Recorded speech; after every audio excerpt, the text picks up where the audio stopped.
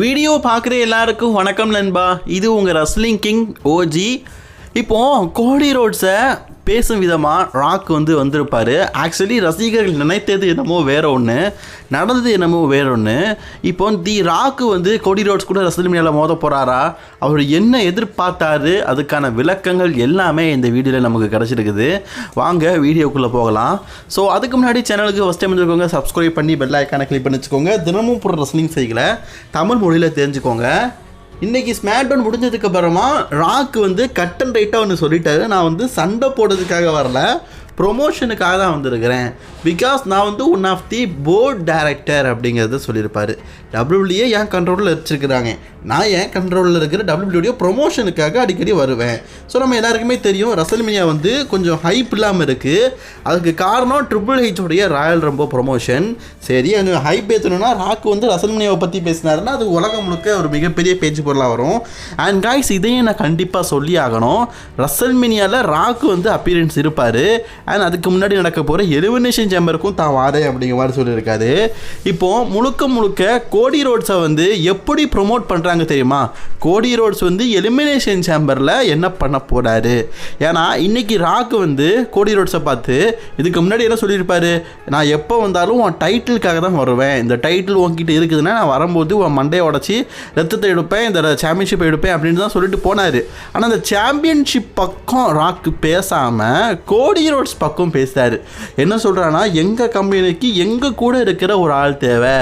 எப்படி இந்த டைலாக் நம்ம எப்படி சொல்கிறோன்னா, ட்ரிபிள் ஹைட்ஸ் அத்தோடி அப்படிங்கிற டீம் வைக்கும்போது செத்ரோன்ஸை அவங்க கூடயே வச்சுருந்தாங்க. ஸோ அவருக்கு ஃபெரவராக ஒரு ஆளை வச்சுக்கிட்டு அவருக்கு ஏற்ற மாதிரி ஹெவி வெயிட் சாம்பியனை தான் கூட இருக்கிற ஆளை மாற்றினார். ஸோ அதே மாதிரி கோடி ரோட்ஸை மாற்ற வாய்ப்பு இருக்குது. ஸோ இது கோடி ரோட்ஸுடைய ஹீல் கேரக்டருக்கான ஹிண்டாக இருக்கலாம் அப்படிங்கிற மாதிரி சொல்லப்படுது. இப்போது நீங்கள் சொல்கிறதெல்லாம் ஓகே தான் பாஸ், நான் உங்கள் கீழே இருக்கிறேன், ஸோ உங்கள் டிகேஓ குரூப்ஸ் என்னை நேசிக்கிறாங்கன்னா நான் உங்கள் கூட இருக்கிறேன் அப்படின்னு அக்செப்ட் பண்ணிட்டாருன்னா கோடி ரோட்ஸ் ஒரு வில்லாதி வில்லனாக வர வாய்ப்பு இருக்குது. இப்போ கோடி ரோட்ஸை ஒரு ஃபேஸ்டனா ஒரு வருஷம் பார்த்துட்டோம் சாம்பியனாக. இது ஒரு நாட்களில் ஒரு வேளை அவர் சாம்பியனாக இருக்கணும் அப்படின்னா மேபி அவரை ஃபேன்ஸ் ஹேட் பண்ணுவாங்க, ஏன்னா போரிங் அடிக்குது அப்படின்னு. அந்த மாதிரி நேரத்தில் கோடி ரோட்ஸை ஒரு ஹீல் கேரக்டராக வர வைக்கலாம் அப்படிங்கிற மாதிரியும் சொல்லப்படுது. இதுக்கு முன்னாடி ஒரு அமெரிக்கன் நைட்மேர் கேரக்டரை டார்க் கேரக்டராக ஏடபிள்யூல சில தினங்கள் மட்டுமே பண்ணிவிட்டு அதை அப்படியே க்ளோஸ் பண்ணிட்டாரு.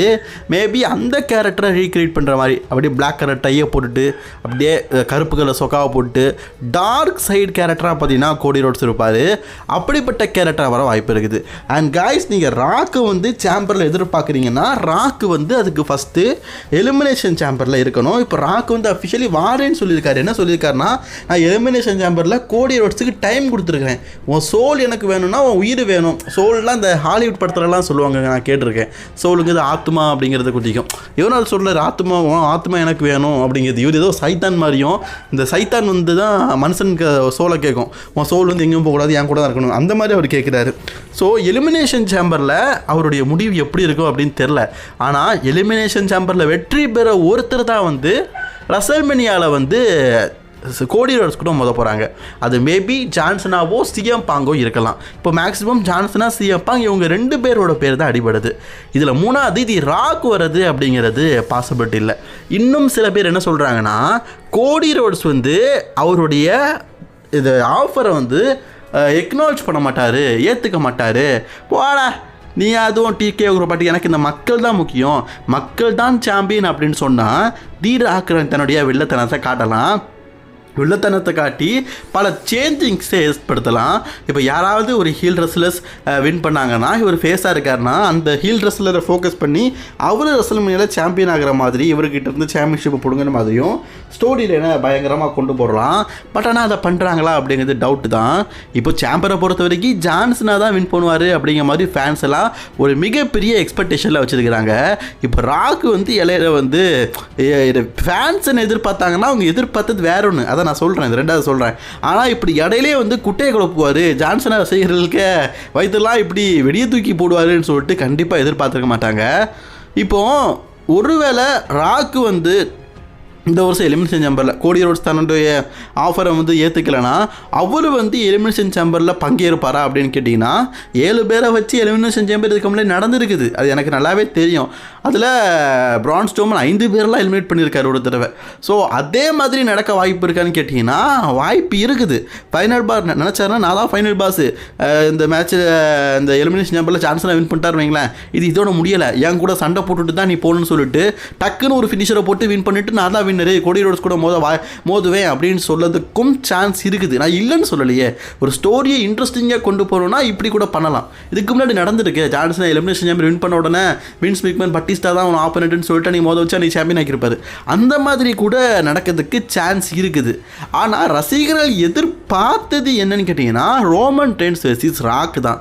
ஸோ நேற்றுக்கு வந்து ராக் வராரு அப்படின்னு சொன்ன உடனே சரிப்பா ரெஸ்ல்மேனியால நம்ம அதை புக் பண்ணிடலாம், ரோமனுக்கும் ராக்குக்கும் தான் மேட்ச் நடக்கும் அப்படிங்கிற மாதிரி ஒரு மிகப்பெரிய கோட்டையவே கட்டி வச்சுருந்தாங்க. ஸோ ஒரு கண்டிப்பாக ஒரு செக்மெண்ட் நடக்குது, அதில் கண்டிப்பாக ரோமனுக்கும் ராக்குக்குமான மேட்சை பற்றி தான் இவங்க பேசுவாங்க அப்படிங்கிற மாதிரி ரசிகர்கள் மத்தியில் ஒரு எதிர்பார்ப்பு இருந்தது. அந்த எதிர்பார்ப்பை பில்டிங் மாதிரி சுக்கு சுக்கா நொறுங்கிட்டுப்பாங்க, மொத்தமாக போச்சு. ஸோ ராக் வந்து ஒரே ஒரு அஃபிஷியல் அனௌன்ஸ்மெண்ட் சொல்லியிருக்காரு, நெக்ஸ்ட் இயர் ரெஸ்ல்மேனியாவை பற்றி சொல்லியிருக்காரு. ஸோ நெக்ஸ்ட் இயர் ரெஸ்ல்மேனியாவில் ராக்குக்கு ஒரு மேட்ச் இருக்கும். அந்த நேரத்தில் வேணால் நம்ம ராக்குக்கும் ரோமன் ரெயின்ஸ்க்கான மேட்சை பெரிதும் எதிர்பார்க்கலாம். Roman Reigns Rock for the next year WrestleMania அப்படின்னு. ஜான்சனுக்கும் ராக்குக்கும் ரெஸ்ல்மேனியாக்கும் அப்படி தான் மேட்ச் பில்டப் பண்ணானுங்க. கிட்டத்தட்ட ஒரு வருஷத்துக்கு முன்னாடியே பார்த்தீங்கன்னா மிஸ்ஸுக்கும் ஜான்சனாக்கும் நடக்கும்போது அதில் மெயின் இவெண்ட் அட்டாக் பண்ணிட்டு போயிருப்பாரு. அதன் மூலியமாக அதுக்கு அடுத்த வருஷம் ராக்குக்கும் ஜான்சனாக்கும் மேட்ச் நடந்திருக்கும். மேபி 1 இயருக்கு அப்புறமா நடக்க போகிற ரோமன் ரெயின்ஸ் விஸ் ராக்குக்கான ஸ்டோரியை இப்போ வேணால் டெவலப் பண்ணதுக்கு வாய்ப்பு இருக்குது. ஆனால் இந்த வருஷம் ராக்குக்கும் ரோமன் ரெயின்ஸுக்கும் மேட்ச் நடக்குமா அப்படின்னு கேட்டிங்கன்னா இந்த 8 அடியில் ஒரு குழியை தோண்டி புதைச்சிருங்கப்பா அப்படிங்கிறது தான். நடக்க வாய்ப்பு இல்லை, அவ்வளோதான். அது சோழி முடிஞ்சிருச்சு அப்படின்னு சொல்லுவோம்ல, அந்த மாதிரி சோழி முடிஞ்சிருச்சு. ஸோ இதை நம்ம எக்ஸ்பெக்ட் பண்ண முடியாது. ஸோ இப்போ நம்ம எக்ஸ்பெக்ட் பண்ணுற ஒரே விஷயம் இந்த ராக் கோடி ரோட்ஸோடைய செக்மெண்ட்டில் ஏதோ ஒன்று பண்ண போகிறாரு அப்படிங்கிறது தான். மேபி ஒருவேளை ரெஸ்ல்மேனியா ஸ்டோரி இன்ட்ரெஸ்டிங் படுத்துறதுக்காக ஜான்சனாவோ அல்லது சியாப்பாங்கோ வெற்றி பெற்றதுக்கு அப்புறமா இந்த மேட்ச் இத்தோட முடியல, என்னையும் பீட் பண்ணாதான் நீ வந்து கோடி ரோட்ஸ் கூட ரெஸ்ல்மேனியா மோதணும்னு சொல்லிட்டு திடீர்னு அந்த எலிமினேஷன் நம்பரில் 7வது நபராக மேட்ச் முடிஞ்சதுக்கு அப்புறமா பங்கேற்று டக்குன்னு ஒரு ஃபினிஷரை மட்டும் போட்டு வின் பண்ணி கோடி ரோட்ஸ் கூட ரெஸ்ல்மேனியாவில் மோதுறதுக்கு வாய்ப்பு இருக்குது. ரோமன் ரெயின்ஸ் பக்கம் போவாலான்னு கேட்டிங்கன்னா நான் ஆல்ரெடி சொன்னதான், இந்த வருடம் ரோமன் ரெயின்ஸ் பக்கம் ராக்கு போகிறதுக்கு சான்ஸ் இல்லை. அங்கே ஒருத்தர் இருக்கு, நான் செத்துலாம் அவர் தான் மோதுவார் போல இருக்குது. ஸோ WWE ஒருவேளை இந்த வருடம் ரெஸ்ல்மேனியாவில் எனக்கு தெரிஞ்சு சண்டை போட மாட்டார்னு நினைக்கிறீங்க ராக்கு. ஏன்னா ராக்கு சண்டை போடுறாரு அப்படின்னா WWE வந்து ரோமன் கூடயே மோத வச்சுருப்பாங்களே. மேபி அடுத்த வருஷம் மோதலான்னு சொல்லிட்டு இந்த வருஷம் கோடி ரோட்ஸ் கூட மோத வைக்கிறதுக்காக இப்படி ஸ்டோரி கொண்டு போகிறாங்களான்னு தெரில. மேபி இருக்கவும் செய்யலாம். அப்படி ஒரு வேளை ராக்குக்கும் கோடி ரோட்ஸுக்கும் நடந்தால் கண்டிப்பாக ராக்கு ஜெயிக்கிறதுக்கான வாய்ப்புகள் இல்லை, கோடி ரோட்ஸ் தான் வெற்றி பெறுவார். அது நடக்கவும் செய்யலாம், ஏன்னா அவர் ஹாலிவுட் போயிடுவார்ல. அப்படி கொண்டு போகிறாங்களா அப்படிங்கிறதும் டவுட்டாக இருக்குது. ஸோ இப்படி ஒவ்வொரு பிரிவினிலையும் இந்த ஸ்டோரியை வித்தியாசமாக கொண்டு போய் நம்மளை உண்மையிலேயே பார்த்தீங்கன்னா செம்ம கன்ஃபியூஸ் படுத்திருக்கிறாங்க. சரி, ராக் என்ன தான் விரும்புகிறாரு, என்ன தான் பண்ண போகிறாங்க அப்படிங்கிறது சாம்பரில் தெரிஞ்சிடும். ஸோ சாம்பரில் ஒரு வேளை கோடி ரோட்ஸ் ஆஃபரை அக்செப்ட் பண்ணிட்டாருன்னா அவர் ஒரு ஹீல் கேரக்டராக வர வாய்ப்பு இருக்குது. அது நல்லா இருக்கும். ஏன்னா ஜான்சனா ஒரு ஃபேஸ், கோடி ரோட்ஸ் ஒரு ஹீலுக்கும் ஃபேஸுக்குமான ஸ்டோரியை நல்லா கொண்டு போய் ரெஸ்ல்மேனியாவில் ஒரு மேட்ச் வைக்கலாம். இவர் ஒருவேளை தன்னுடைய ஆஃபரை ஏற்றுக்கலைன்னா ராக் என்ன வேணால் பண்ணலாம் கோடி ரோட்ஸை.